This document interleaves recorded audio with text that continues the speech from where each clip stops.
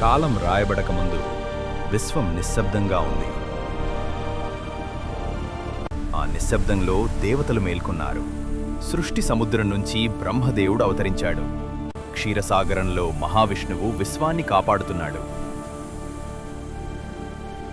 కైలాసంపై మహాదేవుడు లోతైన ధ్యానంలో ఉన్నాడు. అకస్మాత్తుగా విశ్వాంచుల నుంచి చీకటి లేచింది.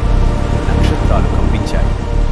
ఆ క్షణంలో ఆదిపరాశక్తి దుర్గామాత అవతరించింది. దేవతలు ఒకటయ్యారు. సుదర్శన చక్రం జ్వలించింది.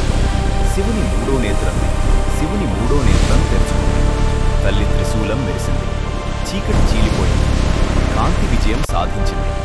విశ్వం మళ్లీ శ్వాస తీసుకుంది. ఎందుకంటే సమతుల్యం కదిలితే దేవతలు మేల్కొంటారు.